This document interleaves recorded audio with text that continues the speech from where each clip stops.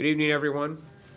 Welcome to the regularly scheduled meeting of the Tinley Park Village Zoning Board of Appeals. We have one issue on the docket tonight. Maybe we could all stand and do the pledge before we go any further. I pledge allegiance to the flag of the United States of America and to the republic for which it stands, one nation, under God, indivisible, with liberty and justice for all. Mine's on. Okay, no, the guy in there. Would you like to call the roll? Haschak, Here. Vargas, Here. Fritz, Bettenhausen, Here. Shuck, Chairman Shepsey. Here. Okay, before we go any further, because I always forget to do this, I want to show everyone that we do in fact have notification that was made to the media, to the newspapers, about our situation tonight. And so we're going to move forward with our one hearing. First off, we have minutes of the last meeting to consider. We need a motion to accept said minutes as they were posted up here. Motion. Second. Okay, it's been moved and seconded to approve the minutes. All those in favor signify so please by saying aye. Aye. All opposed? Same. Nothing. Okay. I'm gonna ask someone else to do my reading for me tonight because with this cold, I'm a piece of junk. So our hearing tonight, our one hearing tonight is a variance for a backyard. And if someone wants to go ahead and, Don, would you like to read what we got going on here tonight? Where we at on, that part? Are you on? Yeah. I gotta go to the other one, okay. Sorry. Mine just collapsed. This one, item number one? Yes, item number one is Public correct. hearing, Akram Arikat. I don't know if I'm saying that correct. 16440 84th Avenue, South 84th Avenue, rear yard setback variation and masonry waiver. The petitioner, Akram Arikat, property owner, is seeking a rear yard setback variation from section 5B, Schedule 2 of the zoning ordinance to construct a home addition, sunroom, for the property located at 16440 South 84th Avenue in the R4 PD Single Family Residential Cherry Hill Farms PUD zoning district. The requested 10-foot rear yard setback variation will allow the petitioner to construct a 150 square foot, being 12 and a half by 12 home addition to the rear yard located 220 feet from the rear yard property line instead of the required 30 feet. A masonry waiver will also be requested to construct the addition with primarily glass and metal materials instead of matching face brick as required by the Tinley Park Code, building code. And that's what we have going on. So we're gonna start with Dan, the You village's. guys want to make a motion to open? I'm sorry, yes, yeah. I will take a motion to open the hearing. Motion. Second. Go ahead. All those in favor of opening meetings, there's an opening hearing, signify so by saying aye. Aye. All opposed? Okay. Now, Dan. Yeah, so this is sorry, that was so long. So it's a 10-foot rear yard setback variation on this property where there's typically a 30-foot rear yard setback required for a principal structure. They're requesting that variation of 10 feet so that way they can encroach and have a 20-foot setback instead of that 30 feet. They're proposing to do a 150 square foot sun, Four Seasons room that's primarily made of glass. Again, 150 square feet. But any type of addition that's attached to a house is considered part of a principal structure addition. So the 3-season room, sunroom, 4-season room don't really matter. It's still considered an addition just because it's attached to the principal structure. They can be converted later to, even if it's not conditioned space, it can be converted to be conditioned, vice versa. This one, I believe they are proposing for it to be conditioned space. Yeah, so 3-season room. But it's still considered just similar to be a home addition. The existing site's a 7,700 square foot lot. It's 70 feet by 110 feet. It's similar to, in size and width to the rest of the neighborhood of Cherry Hill Farms. It's located in the R4 zoning district in the Cherry Hill Farms PUD. The lots are a little bit smaller, and I can get into that a little bit more here coming up. But the lots are a little bit smaller. It's a little bit denser neighborhood than kind of our typical subdivision. So on the screen is kind of an aerial view of the property. It's pretty heavily landscaped back there, so the backyard looks a little different than some of the others. And there's a picture of that, but it's not overgrown, it's not weeds, because it's kind of hard to tell in the aerial what's out there, but they kind of have it landscaped out. There's grapevines growing back there, and they have an existing patio with a basically unconnected temporary structure, and that's really close to where they're going to be proposing the sun or the Three Seasons room. The zoning for the property, again, R4 PD and the Cherry Hill Farms planned unit development. All of the surrounding properties to this are single-family homes as well. To the north, the west, and the south are all in the same PUD, same single-family homes. And then east across 84th Avenue is R3 zoning. So a little bit bigger lots there, a little bit bigger setbacks than the property on the west side of 84th Street. Besides that, the Cherry Hill Farm subdivision in general, I can give you an overview of that. It was primarily developed and through a number of phases and around the 1970s. The goal of that was kind of to phase it over time, and then the density is a little bit heavier than a typical R4 subdivision. The goal of that was to kind of branch between our R4 single-family zoning requirements and our R5, which is a little bit denser. They ended up zoning at R4 is the base level zoning, though, that it has to comply with going forward, because R5 allows townhomes, duplexes, and some other housing that R4 doesn't allow. So it was kind of to make sure someone couldn't redevelop lots as duplexes or townhomes, which this really wasn't envisioned as. So, but the PUD allowed them to kind of bridge that zoning between the R4 and the R5. So the lots are a little smaller. There's some reduced setbacks from the R4 that would meet the R5. The kind of goal of that was, again, to they increased the quality of construction, so all brick first floors on there, higher level kind of construction level on the interior as well was given to these.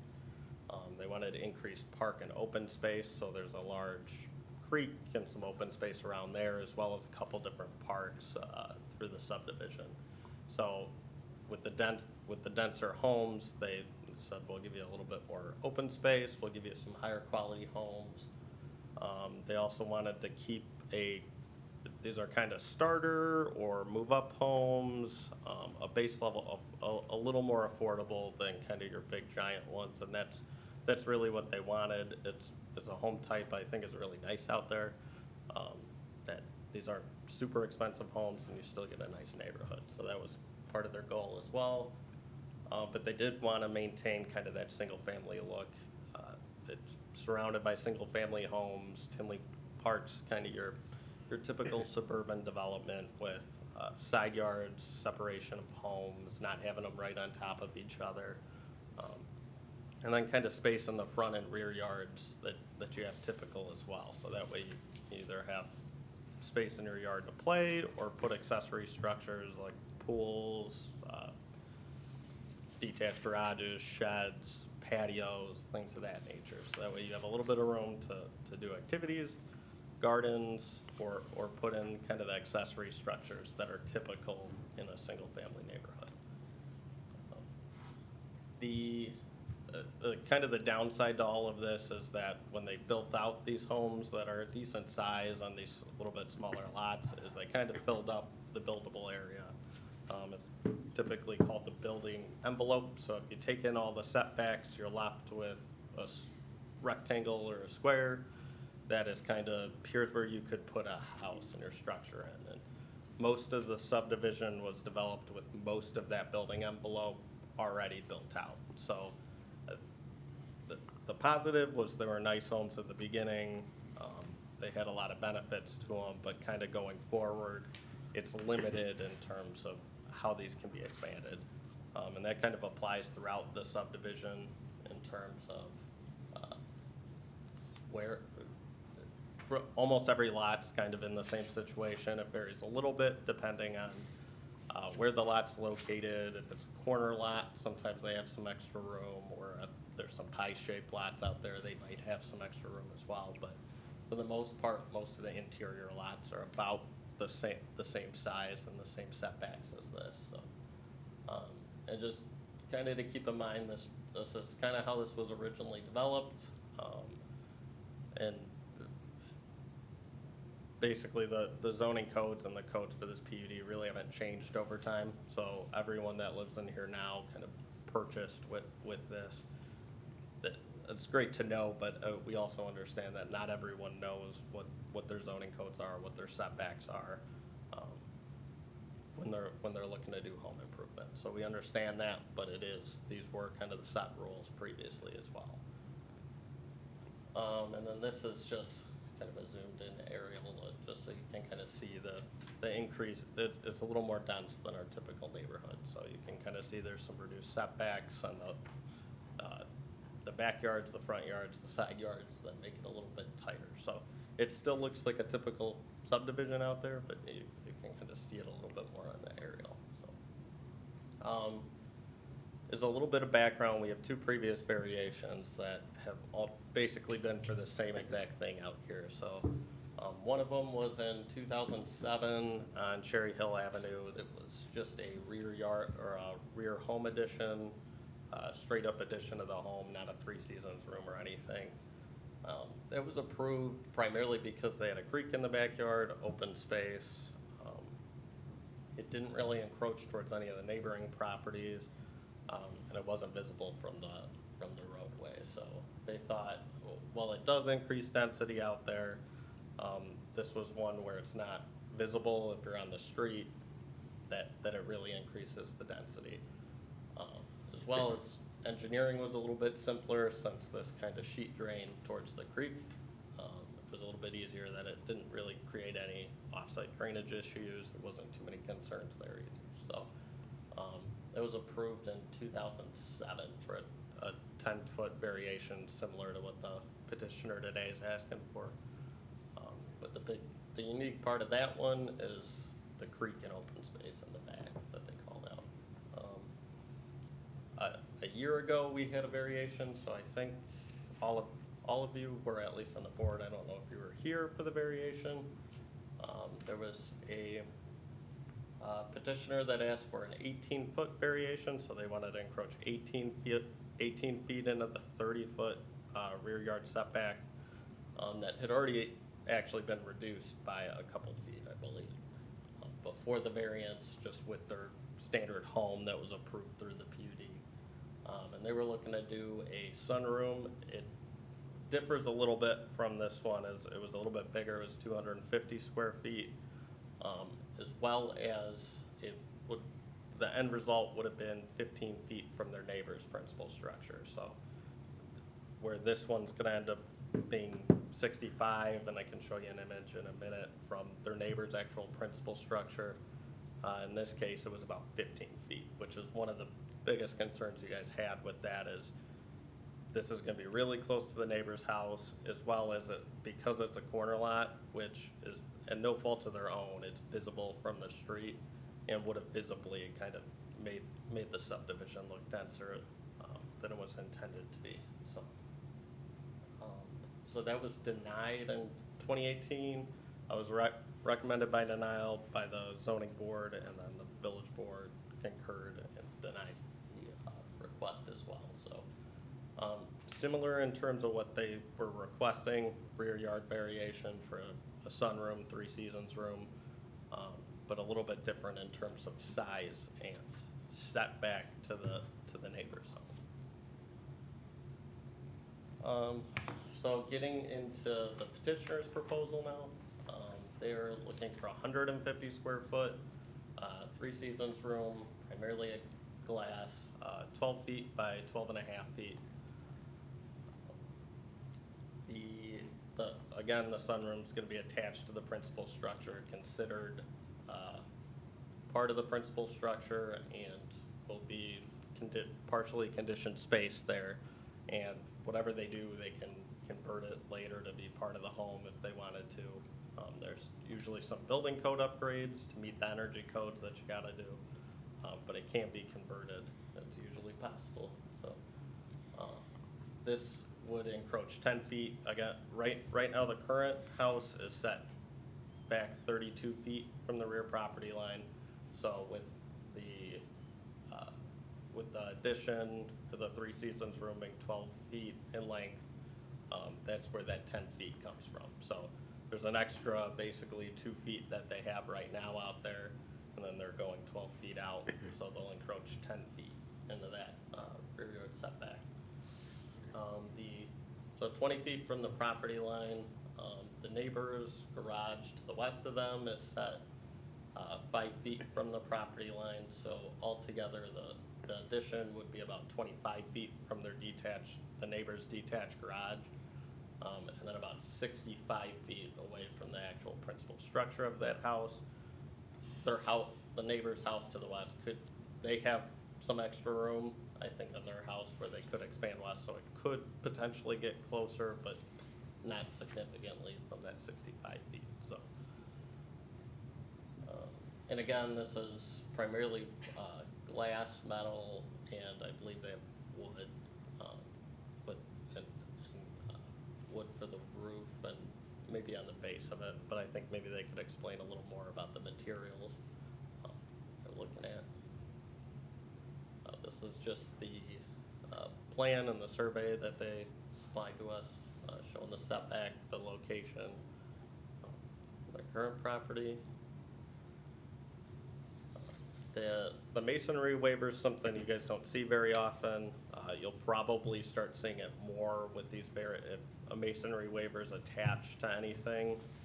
We are in the process of moving it from the building code where it's at right now to the zoning code. So if people are requesting this, and it's usually attached to some other request, it would come before you guys, or if it's just a straight masonry variation request, that'll come before you as well. So you'll, I think in the near future, see a little bit more of these. Masonry is a requirement, kind of twofold. One is aesthetics and, threefold. Aesthetics, kind of the look of it, the value in terms of the value it creates. Having brick on your home is significantly more valuable than if you kind of had just siding on it. And then the third reason, and kind of the initial reason why it was put in the building code, was for fire separation. It usually helps that as well. So our code since the 70s has basically required that single family homes have all masonry in the first floor. So almost any subdivision that's been built since 65 or 1970 in Tinley Park has all first floor masonry on it, which is fairly unique. If you go to towns around us, that's not always the case. But the code also basically holds the line that if you're going to do an addition, it also has to be matching masonry in terms of color and type of material. So if it's brick or stone, you have to match that. So only really in the older parts of town can you do something else. If you're in an older part of town that has all siding, then you can do an addition and siding and so forth. So it's basically there to hold the line that we have these requirements. We don't want to start detracting as people do additions. We don't want it to detract from the neighborhood. If you do a siding addition on an all brick first floor house, it can look kind of silly or out of place. Obviously, in this case, there's a little bit of a different, sunrooms aren't really designed to match the rest of the house. And it's kind of up to you guys and the village board. This will go to the community development committee to say, does this still work?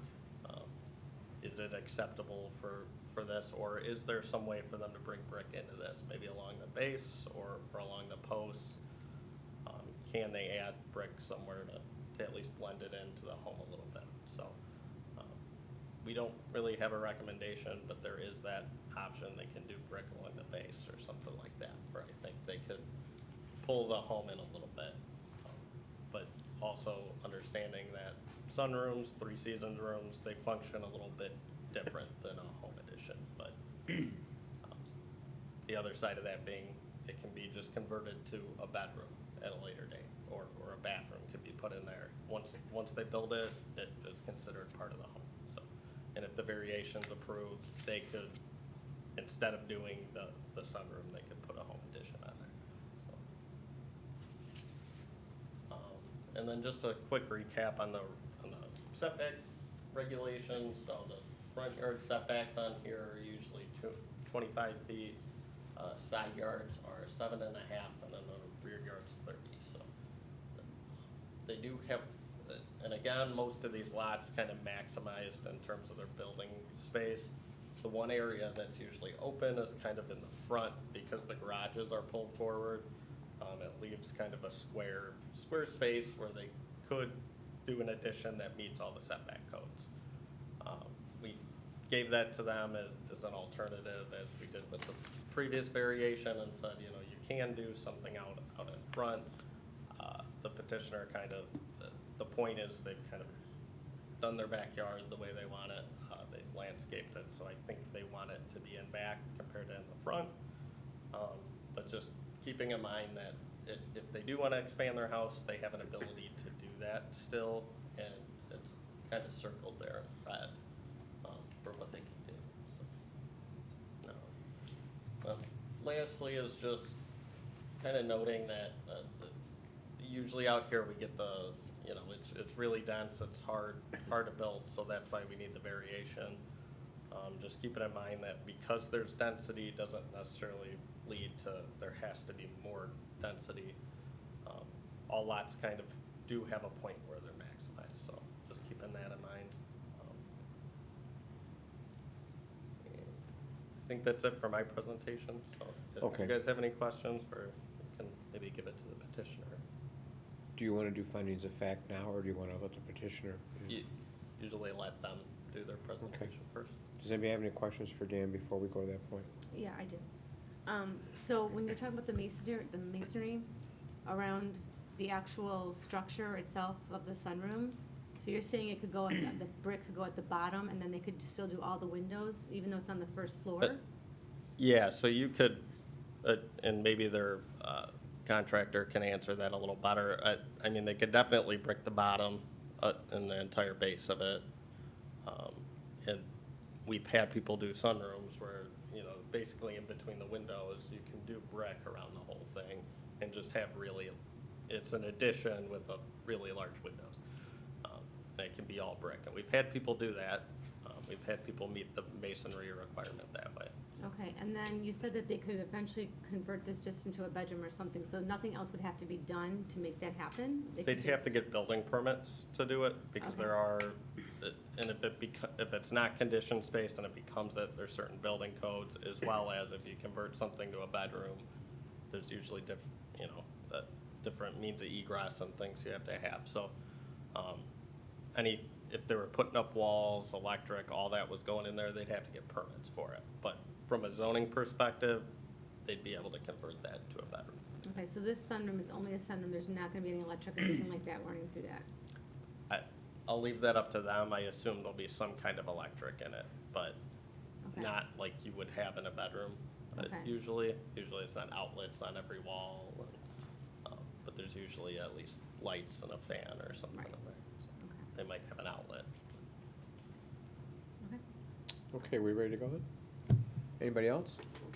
Okay, now I know you all, you people, I'm sure some of you want to speak, so anybody that's planning to speak, would you please stand and be sworn? And it could be everybody, that's okay. All right, you raise your right hand. Do you swear that the testimony you're about to give in this matter will be the truth, the whole truth, and nothing but the truth, so help you? Okay, very good. Is everyone signed in with you, Barb? Yeah. Okay, very good. Okay, who wants to go first? There you go. This room, can I walk up and show you a picture? Oh, sure. If you want us to go to a solid bottom, there it is, a solid bottom. You can bring that up there and show it. That's what I want to do. Sure. Instead of being all glass to make it look bigger, we can go back and make it the solid bottom and put imitation brick, which is, I've used here in Tinley before. On the outside of this house. So the imitation brick would match the brick that's already on the house? Okay. How high, about 2 feet? Yes, 18 inches. You cut the window down a little bit. You see, there's no room in between for brick going up. Mhm.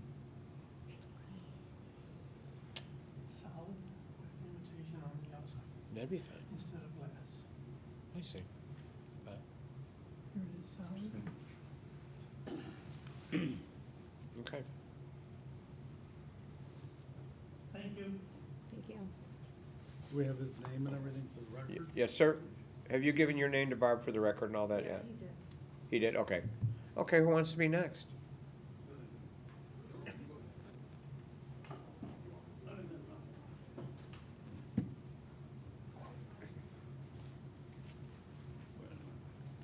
You can use the podium if you wish. Yeah, right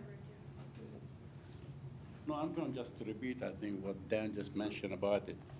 They reject the house a few months ago or last year. And then I look at it, the distance between my room after it's been built and my back neighbor, almost over 60 foot.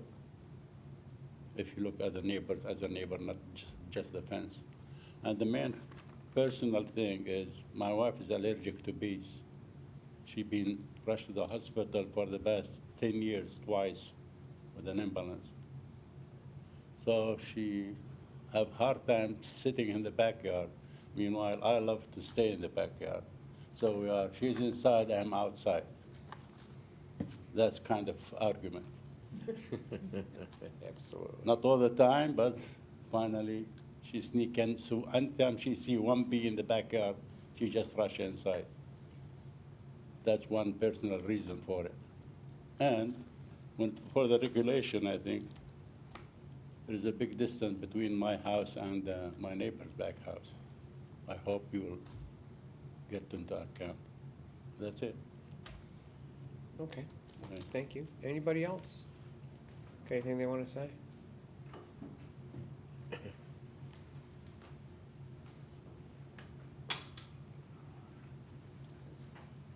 We are their neighbors to the west. We've been neighbors for 13 years since they moved in, and I wish everybody in town had the neighbors that we have here, because they're fantastic people. I do have pictures out our kitchen window that I took this evening. The board would like to see those. But we have no objection to the addition at all. It's not gonna be much bigger than what they have their gazebo on. And our garage is right back there, and their landscaping is back. I mean, Al's done a wonderful job with it, that we really don't see them anyway, you know what I mean? So it's not like our bedroom window is looking out there, or our kitchen window is right up to them, because it's, I mean, as you can see from the picture up there, it's not at all. So, it doesn't sound like it's gonna be much bigger than their cement pad that they have right there. I just know it's gonna look a little different. They've always had a gazebo out there. They sit out there, their family is there on the weekends all the time, and, they've just always sat out there, and I just think it would be a great thing for them. So I hope you guys consider, for us, the distance isn't much at all. I understand the masonry stuff, and, I mean, that may, hopefully something they can work with to make it better the way it needs to be to follow the rest of it. But, we have no issues, so, we hope you will kind of side with them and let them go forth. By the Okay. way, I'm Betty Kilmeal, this is my husband, Jim.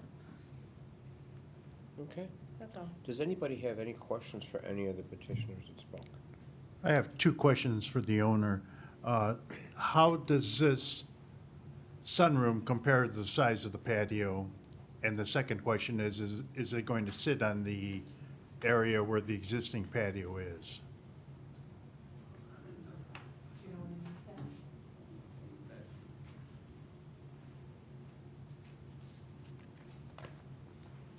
It's going to be covering the bedroom, the window of my dining room. So it will be part of it on the patio and part of it further a little bit north. Okay, so it's going to take up half the patio or the Less patio than still? half the patio. Less than half the patio. Your Existing- contractor is waving. Yeah. The door going into the house, I'm gonna go past 3 inches. The back door, which is the door of the kitchen, You to the step down back. on the step, so you're going to go past that, to hook on 3 inches. So we're taking out that step and that much cement to put down new cement footings. Okay, I think the commissioner's question was, you're proposing a 12.5 by 12-foot Yes, structure. yes. What is the size, the current size of the patio that's there right now? Existing concrete is 12 by 16, I think. And you wanna see a picture? No, it's okay. Okay. I believe it's a little bit, so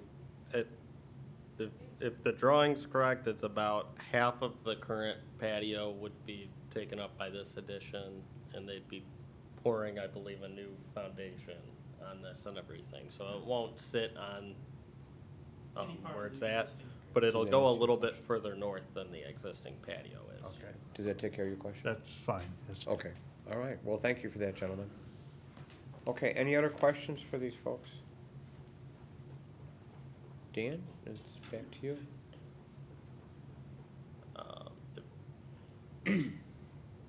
I'll give it back to you guys if you want to close the public hearing, or I thought we had to do findings of fact first. we typically do that after you close the actual hearing. We can close that. Go through. Okay, so having heard all this testimony, we can go ahead and close the hearing and move on to discussion and voting. So anybody have a motion to close? Motion. Second. Okay, all in favor of closing the hearing, signify so by saying aye. Aye. All in favor, all opposed? None, okay. All right, so the hearing's closed. What we're gonna do now is the discussion phase. We'll actually, if it's applicable, we'll offer a motion and we'll vote on that. So we'll start again with Dan.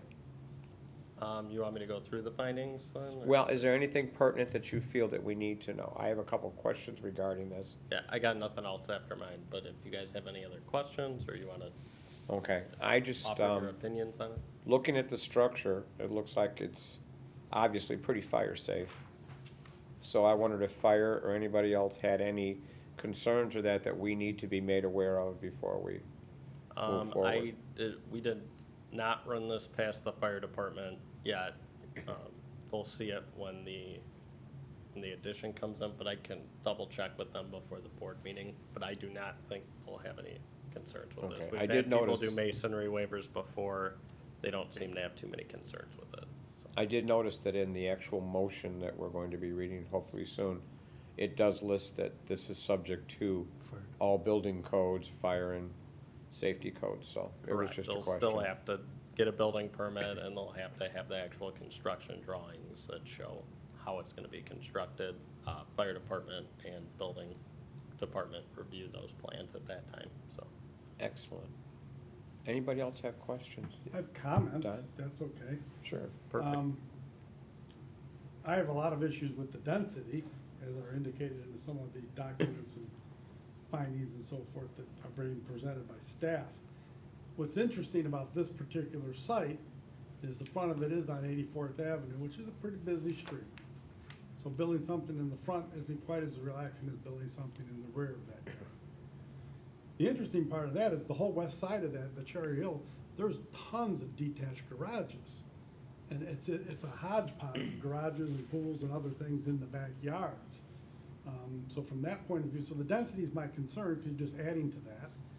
But on the other hand, it's looking like it's gonna back up to a garage and not to the person's house. Now, the one next door, if I was looking at the one next door, I'd have a lot bigger issue. The one at 164, 48. Because that's two houses back to back. You're seeing both sides of everything from both houses. with me, just to the south. Yeah, So it's just an interesting little configuration of that lot. So, but I do have an issue with the density because those lots were designed as staff has indicated to have nicer houses. And that's why the garages are detached, because you could build a bigger house then. And the garages are in the back. we've had a few convert their attached garages to living space and then build a detached garage, because the rules for a detached garage are a little more relaxed if it's not attached to the actual principal structure. They're allowed to be 5 feet from the property lines. They can't be in an easement either, so if the easement's bigger, it'd have to be further away, but a minimum of 5 feet from the property lines. We saw a lot of those in Bremen Town too. Yeah, With but then there are converted some limits on the size, the height, things like that, as well as engineer. Because the density's out here, pretty much anytime anyone's doing any significant addition, whether it's detached garage or home addition, we have to look at the engineering and the stormwater side of it. Because one little change can kind of shift the way stormwater flows through the neighborhood. So our engineers are always reviewing them. But yes, the detached garages give you a little more flexibility. And if we were to approve, I would recommend strongly that the base be masonry. And that it be referred to the building committee for any further variation from that. And not the face brick thing you're talking about, not the, what do you call it? Yeah. What'd you call it? I've actually used it here in Tinley before. It's the imitation brick. Yeah. And they have this, instead of being a full brick, it's about 3/4 of an inch thick. And I can actually put it right on that wall. Yeah, I'd be opposed to that. I'd want to see a full masonry on a foundation, on a footing. We got the foundation already. Like on the foot, or you mean like the 2 feet you'd want to see? The 2 So feet not the brick along the foundation, bottom. but so- the Yeah, base of 2 it? foot of bottom, all We brick. typically, I'll just say, we typically do allow it's considered like thin brick or something. It's basically the same thing as brick now, but it's sliced in half. I agree, they used to not look that great because you could see seams and they'd fall off. It's a little more durable now, and so we haven't had too many issues counting that as masonry in the past. So Okay. it's still, if that's what you want to stick with, that's fine. I'm I just just wanna saying, recommend that we've the building- typically allowed it to be masonry with that. What do we call the building, that needs to do the other part of the variation, you said? Yeah, I would have to ask if they still need a waiver or not for that. If we allowed them to do metal around the windows. If they did the whole bottom in brick, would we be okay with some of the metal coming up and not getting the waiver? But I know with the base, they had to get the waiver for that, so. Well, and we So do I have, think we'd prefer masonry on the base, but we'd be open to it being the thin brick if they wanna go with that. It's not I agree, they used to look pretty bad, and not necessarily right, but even some of the homes around here, honestly, these might be thin brick, I don't really know. Probably not, because it was 1970, but some of the new homes have thin brick, and you can't really tell. That's there. any other questions or comments? Was the issue of electrical or supplemental heating answered? We go by code, total code for electric. Okay. There's an electric package with it, and it has to be to your code with a licensed electrician. That's what we do. And supplemental heating will, There is no heating. Okay. It's a 3-season room. okay. Yeah, so typically, these aren't, the hardest thing to meet usually with heating is you have to meet the energy code, which if you're gonna heat it, basically there has to be enough insulation. So windows have to be the right thickness and grades, and you have to have different roofing material. So they could convert it that way, but they're not, I believe, they're not proposing heat with this. Okay, anything else? All good, okay, would someone like to, oh, yes, sir. We have to have architect drawings and everything for you folks, for this room, for every room that we do. 'Cause we're licensed and bonded here, so everything has to be the code. Absolutely. So, would anyone like to forward a motion? I'd like to make a motion, but before I do, I wonder if there should be an addition, a supplemental B, approval of masonry waiver. Should we add that to the? If, Well, I'm wondering if we shouldn't let that go to building and engineering and fire and let them make the final Okay, just determination of whether not- it's necessary or not. Okay. I mean, I'm open to anybody's suggestion here. I mean, I But- like the idea of the masonry as well. I think it should match the house. Is the back of the house face brick? The house is yes, brick. yes, the first floor of the entire first floor, The back including is the back, face is brick. masonry. Okay. So the second floor has siding on it. So then by doing this, we would just add in an extension B or a condition B that the bottom, was it 18 inches, I believe, or 2 feet, Yes. of the structure be masonry, and I'm good with that too. Is that what you guys are looking for? Well, because that would be up to the code, correct? That would be Yeah, what so we're the looking for. final request for it's kind of, this is why it's moving back into the code, because it's attached to the, you know, the, how this appears is also attached to the variance you're approving, so Exactly. it's hard to separate the two. But you can make that a condition and we'll forward that on to the CD committee, and because if that's done, there might be a chance this doesn't need that waiver then. We have to look at the definition and let me talk to the director and see how we'd interpret that. Because I think you can allow for some metal around windows, just naturally, that's kind of part of the window and glazing. So they may be free from the waivers. So I would still recommend add it as a condition. Okay. Me. Does he do findings of fact now? What's that? Do you read your findings now? Findings Yes, of fact yeah, I now? wanted to. I'm not the chairman, so I'm Um, deferring to the the- chairman. I'm sorry, There's another question, I believe. Do you have another question? Or- This is a commercial or residential, that's why it's all aluminum. So we can do commercial work with this room. That's why everything's aluminum, so it can't burn. Yeah, so from the building code side, we're 100%. That's why there's kind of the three different sides. But from a building code, fire side, I believe, yes, it's the way it is. I just I'll have to confirm that if you do the base and masonry, that meets the code. Because even though the pillars won't be masonry, kind of splitting the windows, usually there's some allowances for windows to have some kind of metal to them. And that's really all that is holding in the windows, so. This motion says glass, wood, metal exterior instead of required brick. Do you wanna? Well, that would be why the amendment B is there. Can I ask what company the contractor's from? Kinky, Illinois, we've been here, I've been with them 46 I years. can't hear you. Kankakee, Come up here and Illinois. talk in the. Yeah. We need to, Kankakee, Illinois, I've been with them right here 46 years, they've been here 70. and the name of the company? Weatherstone New Sash, we actually have other rooms going up right here, right now. Okay. Yeah, Thank you. yeah, Barb knows this. Yeah, we've never had any issues with them in terms of construction or anything, so. Well, it's all Pretty subject good. to inspection and that, so.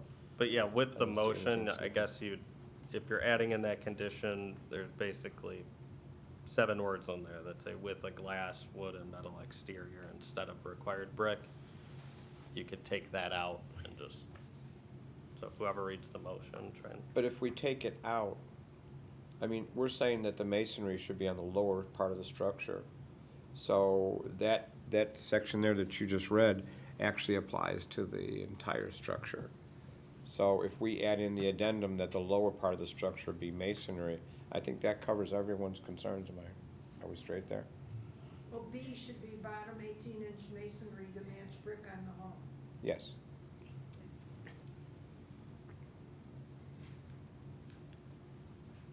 Yeah, and that, again, that's not normally your guys' review, but obviously they're connected. So that's why that's in there, is just to make it clear that you were sending a recommendation to the Right. CD committee. But I don't think you'll need to, because I think what you guys agreed to will meet the code, but I just had to confirm that, so.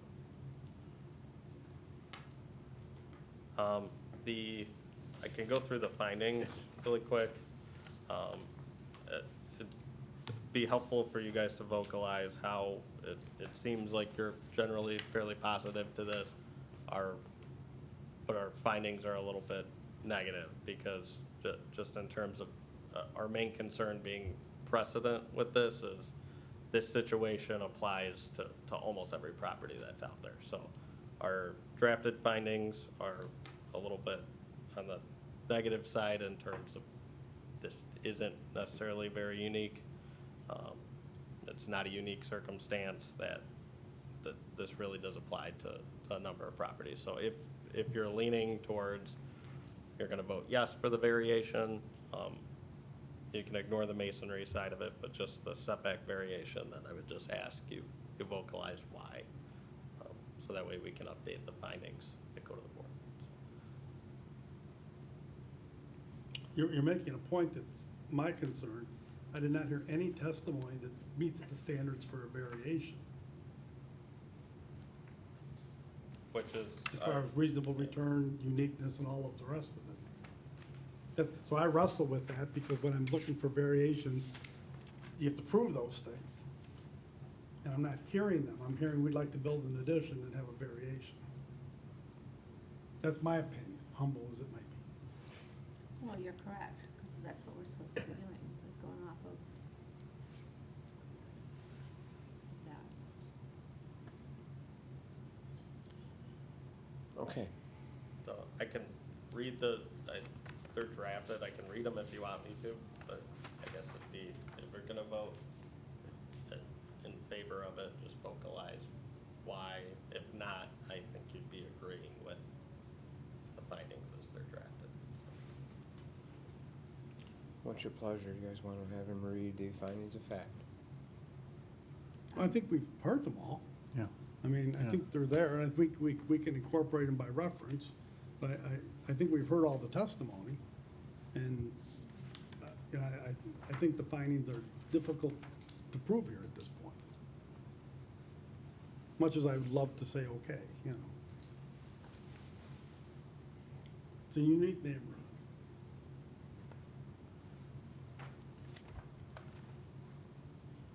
All right, so, Bob, do you want to continue with your motion? You wish to do that? I'd like to make a motion to recommend that the village board grant a 10-foot setback variation to the petitioner, Akram Arakat, from section VB Schedule 2 of the zoning ordinance to permit a rear yard setback of 20 feet where the required rear yard setback is 30 feet, to construct a 150-square-foot home addition with a glass, wood, and metal exterior instead of required brick. Are we taking that out? Yeah, we can strike that part. But Okay, so going to strike the glass. Is that okay? Yeah, required brick. Okay. At 16440 84th Avenue in the R4 PD Single Family Residential Cherry Hill Farms PUD zoning district, consistent with the list of submitted plans as attached herein, and adopt findings of fact as proposed by village staff and as may be amended by the Zoning Board of Appeals at this meeting, with the following conditions. The approval is subject to engineering, building, and fire department approvals of the structure and the site grading prior to issuance of any permits. And we can add on the And then B, masonry one that we talked which you about had. before as well. I had a long B, Yeah, what we're looking for is the bottom 18 inches. the bottom 18 inches be Be consistent masonry, with be brick to match building the code, home. with brick building code. Yeah, so you got to just read that in. Okay, and the bottom be, the bottom 18 inches of the structure be consistent with building code masonry. Is that clear to everybody? Okay with that? All right, we have a motion on the floor. Is there a second? I'll second it for discussion. Okay. It's been moved and seconded. Discussion? I already kind of gave my opinion. Okay. With the location of the structure on the property and the fact that there's still quite a distance between the petitioner and the neighbors in back who are present here tonight, and the fact that this does back to a garage with still a 20-foot separation between them, I don't really see a problem with this. And I say that because as one who uses those temporary canopies and that, and as one who's also allergic to bees, I can understand the need or the desire to enclose the back of the home. It does not impact the street front, doesn't impact the frontage of the house, of the area at all. It apparently doesn't impact the neighbors at all. So I personally would like to see this approved. That's just, like you say, my opinion, humble as it may be. My concerns with the density of the property, is kind of taken care of with the idea of the open windows, so you can kind of see, you'll be able to kind of see through it, so it's not closed in, like it would be like a garage. The fact that it is behind a garage and it's not visible from the street, and that the neighbors, at this point don't have any problems with that, I'm glad to see that. However, I do wrestle with the fact that there is no hardship with the property as well. But however, like I said, I think that the location of it, the fact that the windows would be open, it would be open into the backyard, it would not be an enclosed structure, that's helpful with my decision. As I had said, I'm concerned with the legality and meeting the conditions for the standard of a variation. And once you grant a 10-foot variation to this particular property, every other property in that subdivision will use this as precedent. And once we establish precedent, now they can go to the village board and get a different ruling, God bless them. But, and they may. But that's my issue, is we're looking at changing something that's going to have an impact But- longer term.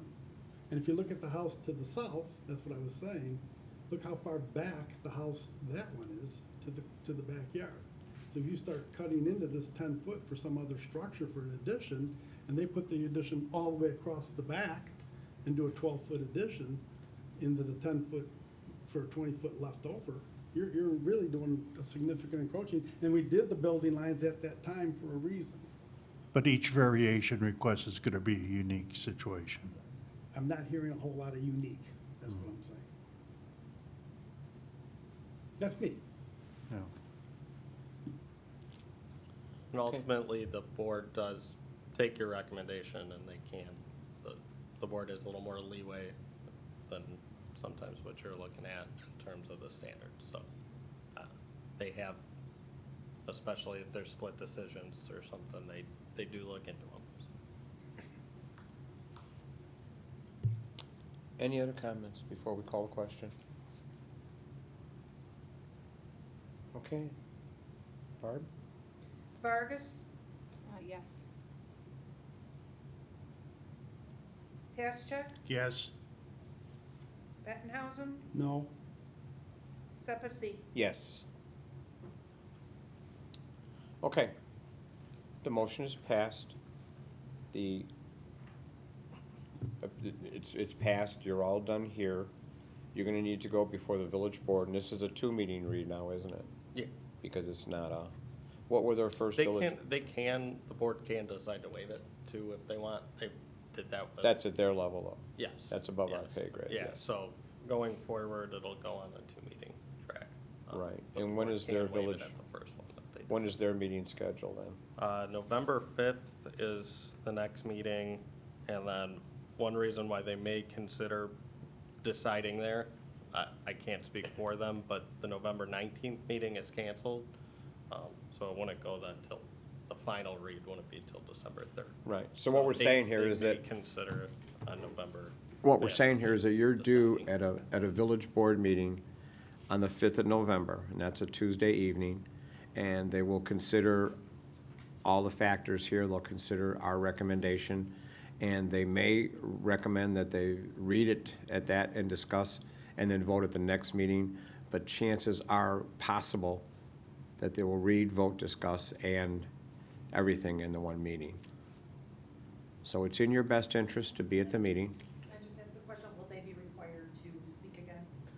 Typically, you don't have to, we don't go through all this again, Okay. But someone They should can be just come there, be present in and- case there are additional questions. Okay. It's good that at least the petitioner be here, Okay. just if someone has any questions. Right, And it okay. shows Okay, that perfect. they're Thank you. interested in it, but they don't have, we're not gonna do Oh, this. so not all that, okay, thank you. And then it's going forward with a 3-1 recommendation for approval. Okay. Okay. And I can follow up with you guys Okay. tomorrow, follow up with them tomorrow on it. Thank you. I'll give you the dates and the times and Okay. everything else. Okay, well, thank you for coming. Thank you. Thank you for your interest in the village, and we hope it works out for you. Have a good night. You too, y'all. Take care. Yes, thank you, everybody. It's all right. So, good of the order. Dan, you're under the bus. It's been a while since we've been here, so we've got at least a little bit of progress there. North Street was open, there was a grand opening for that.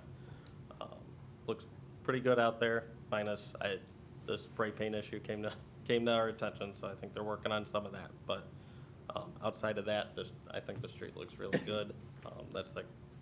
They did a lot of underground utility work to set up the plaza, so they're even more than what you see on the surface they did out there.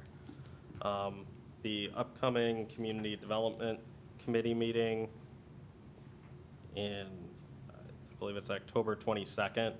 They're gonna be unveiling, I think, some more of the final details for the plaza, as well as kind of a more specific timeline for that and how it'll go next year. But they're anticipating the construction starting next year on that, so it's moving quick.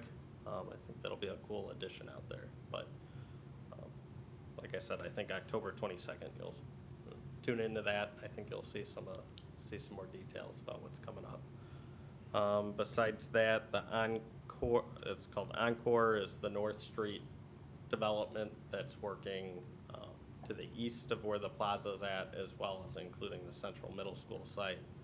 That's kind of moving at the same timeline as the plaza, because there's some property swapping happening there, and that's kind of being designed with the plaza in mind, is using that plaza as kind of a frontage to their development. So those are kind of moving, so that'll be coming to the Plan Commission soon, I think, as well as the village board for approval in the next month or two. The Boulevard is really, really close to getting their permit, but they still don't have it quite yet, but they're almost there. I think they're at a point where they need like a couple contractors registered, so they're almost there. I think we'll see the foundation get in this year, so that's the plan that they're going with.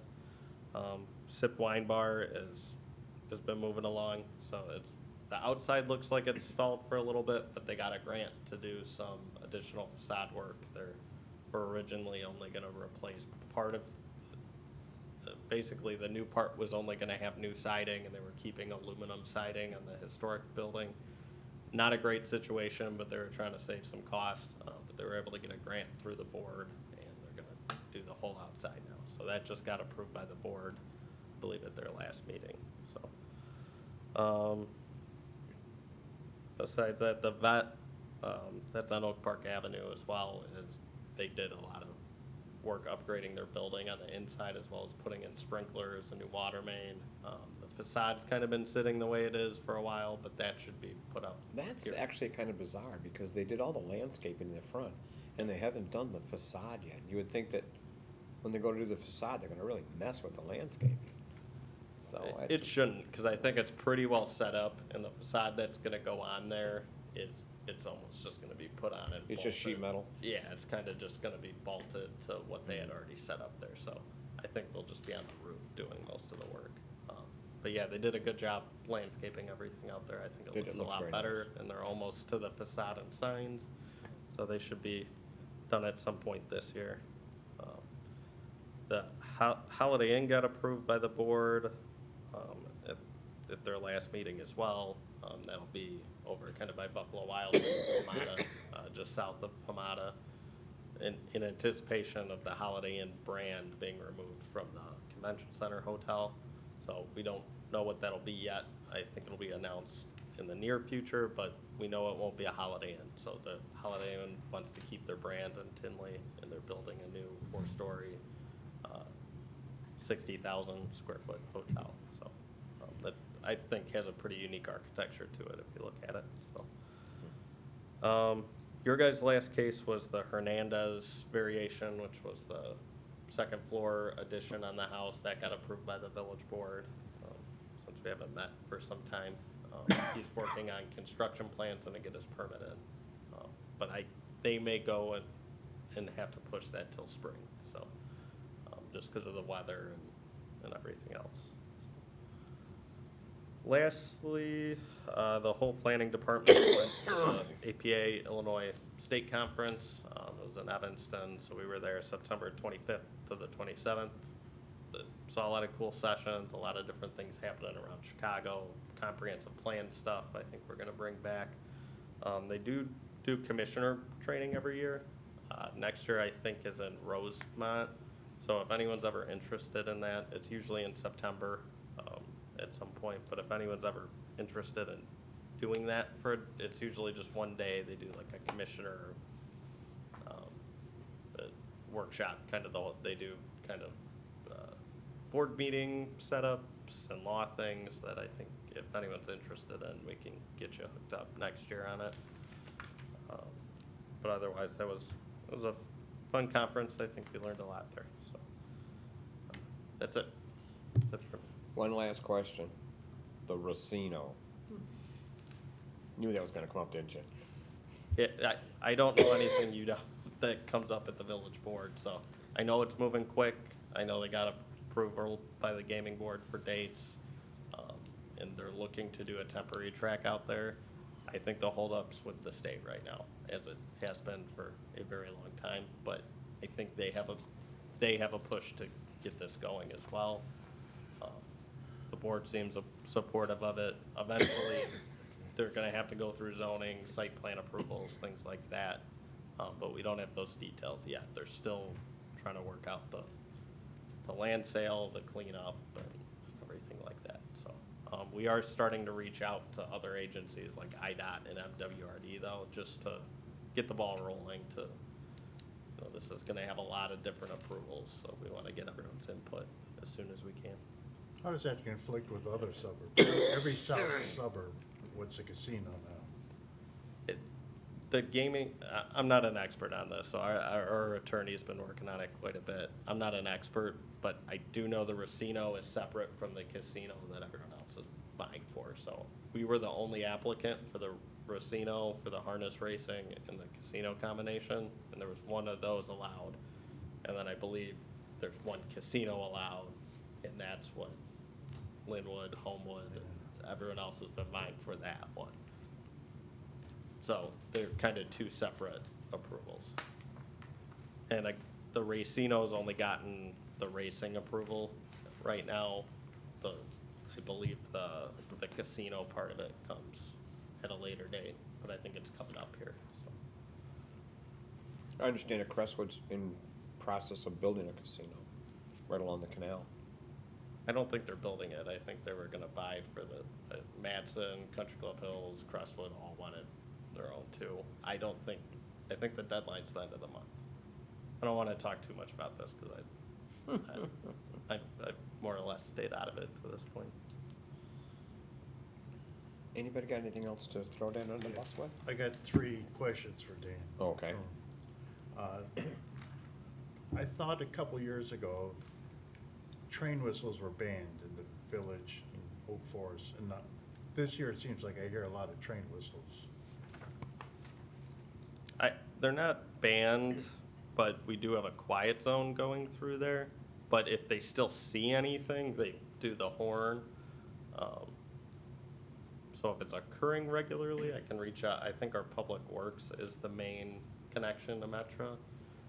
But through Tinley Park, I know we're a quiet zone, and I think Oak Forest Yeah, is see too. signs near, Yeah, that, and you have to do, we had to do a lot of different improvements, and I think we even had to pay for some of those. But they still will sound their horn if they see anything, or if there's another train approaching and they feel unsafe, or they see someone on the tracks or something like that. So they can still blow them sometimes, but it shouldn't be a regular occurrence. So if it is, let me know and I can reach out to. I'm probably a paradox Works. because I've lived by trains all of my life. And sometimes I can't go to sleep without hearing them. So, kick me out of town. Which, and I grew up hearing the train happen all the time, and I Yeah. never remembered. I just kind of ended up tuning it out at a certain it's point. kind of a relaxing thing. Something about it, I can't explain it, Bob. But yeah, if there is ever any concerns that it's happening regularly, I can ask. Second question, does the village know what goes through the village on the train cars? Not usually, no. Okay, No, so we don't really regulate that in the rail industries. It's all kind of atomic materials. animals. Back in the day, there was a big to-do about that, I think about 20, 25 years ago, about some hazardous stuff that was Yeah. going through town. Do you remember that? Yeah.